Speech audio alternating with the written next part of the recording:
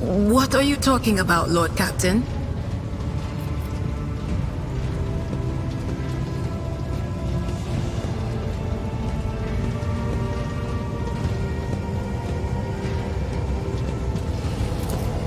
Look, Lady Theodora couldn't care less if some eggheads measured my brains or not. It's not about the seal on your forehead, get it? It's about what's in your gut, if it's rotten or not. My gut's stronger than the adamantine on this here ship. And my implants are better than the ones they put in you on your Terra. If they weren't, I wouldn't have lived as long as I have.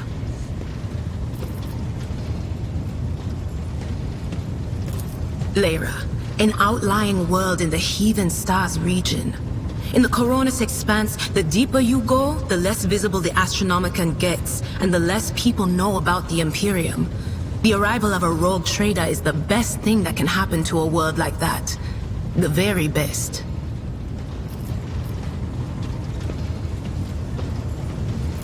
It's an out-of-the-way planetoid between two faint stars. On Lyra, a dozen local tyrants fight over 5 measly continents. But they use everything they can to win, from poison to Psykers. I haven't been there in many years, but there's nothing for me to miss. Trust me. But here on the ship is a different story altogether.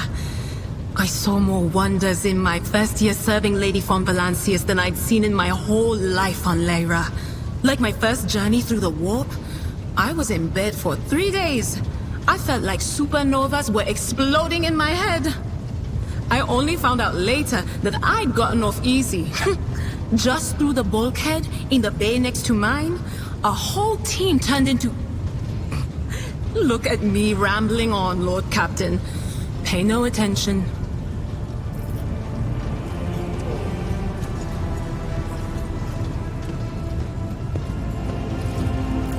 It wasn't like it was a very fun trip, Lord Captain. But look, if you want to be entertained, I'm the woman for the job. I'll entertain you with one of the stories from my collection, no problem. But if you want to hear about the time I melted everyone in the bay next door, well, I just don't really want to go into the details on that one, all right?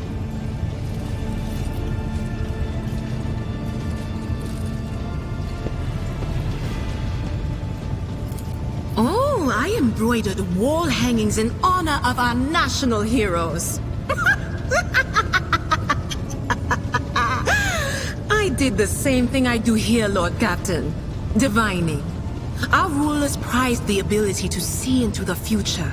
Every Psyker that could be found was worth a small fortune on Lyra.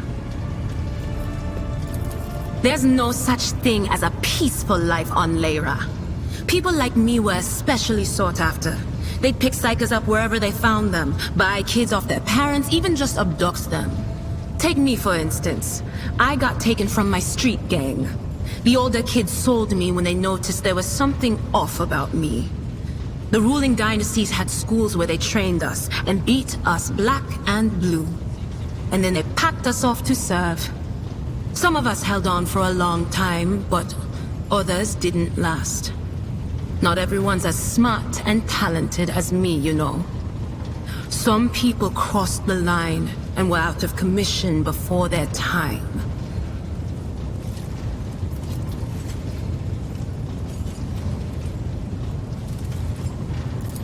Theodora von Valancius paid a visit to the ruler I was serving at the time.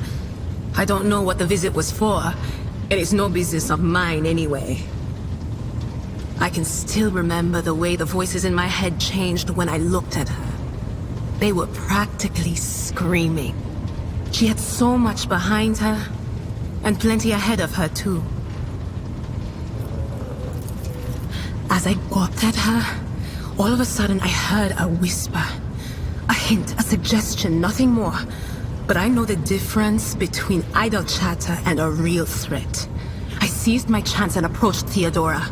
I managed to whisper a couple of words in her ear before the wardens dragged me away. They beat me and locked me up. No wonder. It wasn't my place to converse with outsiders. And then Theodora's people came for me. They broke down the wall, butchered the guards. Also, I could tell them my warning in full.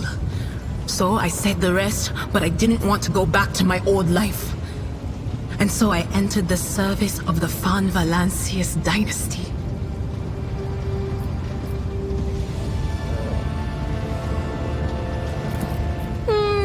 A few times. Not many. And if I think about it, why would I want to? I've got everything I need here. All the whispers I hear are familiar ones. They almost feel like family. And if I want to hear about the nightmares off the ship, I can. After some amasec. But don't go getting the wrong idea. If I have to, I'll follow you to the edge of the galaxy.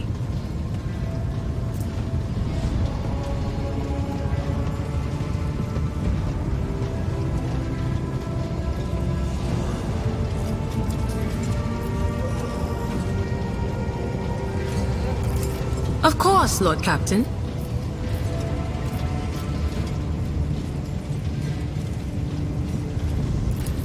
You bet I do, Lord Captain. Okay, so we went to Footfall once. Well, I mean, Lord Captain Theodora went to Footfall a lot. But on that occasion, she took me with her for some reason. My day had gotten off to a bad start. My head had been yammering since I woke up, but there was nothing else for it. I had to go. We arrived at the place, and what a place! All the gentlemen and ladies dressed to kill, showing off their encrusted implants, all clustered around little tables. Well, turned out it was a gaming den. And not just any gaming den, but one run by somebody with deep pockets for people with just as much cash to splash. You should have seen it. People gambling away planets in a game of regicide. Anyway, so the Lord Captain wanted me to help her beat some guy. So I tell her, the chips won't land in your favor. You'll get a bad hand. Don't sit down at that table, your ladyship. But did she listen? Of course she didn't. If there's one thing she never lacked, it's stubbornness. So they sat down and the cards were dealt. I'm hovering around like I'm not involved, but I'm keeping my eye on things. And everything in my head keeps getting louder and louder. Anyway, it's a good thing I realized in time that my mind wasn't going haywire over a losing hand, but something else. I made some excuse to drag the Lord Captain up from the table and took her away from that place. And a few minutes later, the room where we'd been... It turned out some wise guy had the same bright idea to bring a pet Psyker along with him. One of those ones who just scuttle around in Footfall's underbelly. And the Psyker just freaked out, I guess. After all the commotion, people went to see what happened in the room. And they'd all gone for each other's throats. Literally. With teeth. And I think they completely detached that asteroid from Footfall and pushed it off into open space so it would head off toward the local star.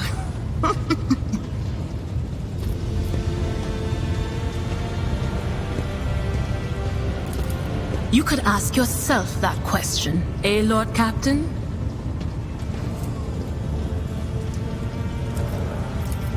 Every Psyker feels their connection with the warp in their own way. One person might see spots and shadows out of the corner of their eye. Another feels fingers running down their spine. As for me, I've got a door in my head. One that's open just a crack. There's no way to close it, no matter how hard I try. I've just had to get used to the whispers from the other side. When I need to use it for work, I listen in more closely. But I usually just try not to notice it.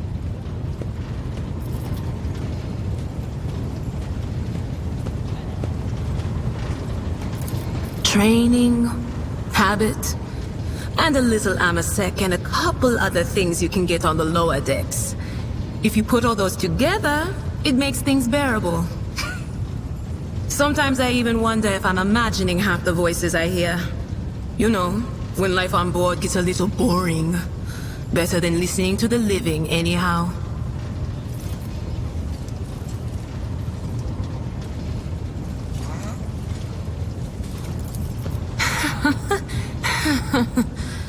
Well, if the door opens, that means somebody's planning to come in, right?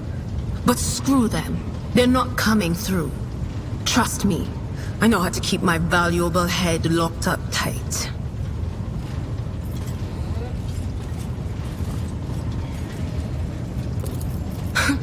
Only losers who are afraid of their own gift lose control. Or idiots who never figure out what they are before it's too late. Or little kids who want to play around with their shiny new toy. If you don't know the limits of your abilities, or you're always bouncing around in your own head, that's a recipe for disaster.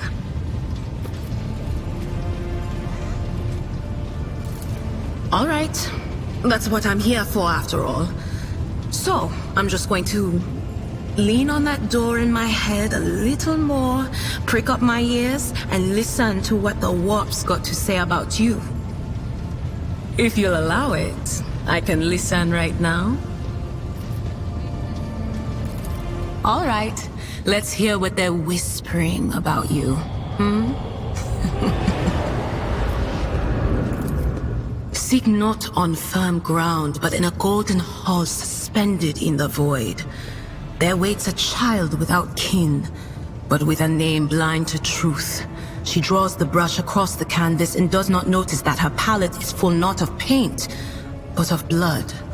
And with each smear, this well does not deplete, but fills and fills up to the brim. One thing is clear.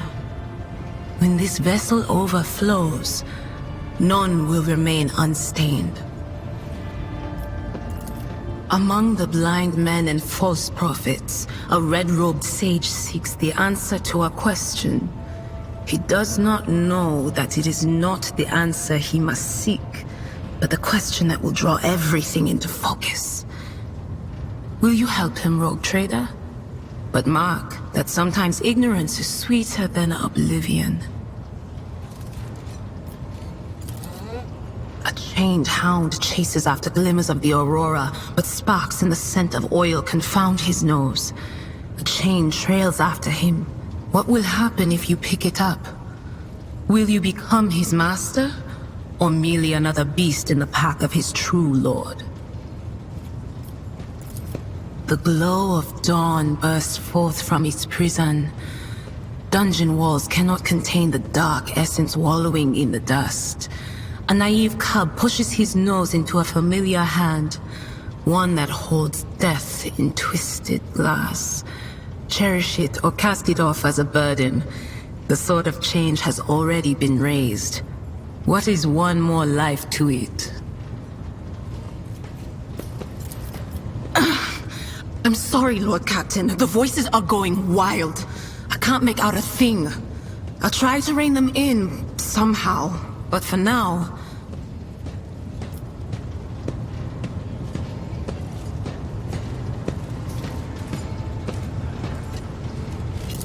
All right, let's hear what they're whispering about you,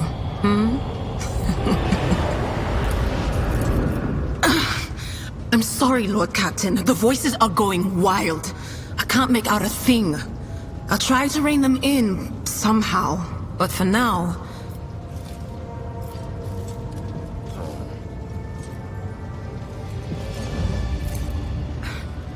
None of the officers knew the Lord Captain well. Not even Abelard, and she was always closer to him than anyone else. She told me from the off that if I ever listened to anything in the warp about her without her permission, I'd be going out through the airlock. I'm not an idiot, so I never stuck my nose where it didn't belong. Only when I was asked. It's hard to wrap my head around the fact that she's gone. Lady von Valancius gave me everything I have. She opened the stars to me and the paths between them. I still think I can hear her voice.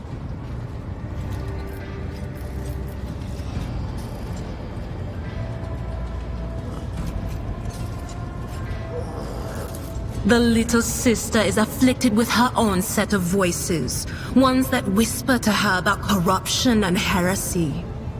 The silly girl doesn't realize that if she wants to find the source, she needs to start by looking in her own head.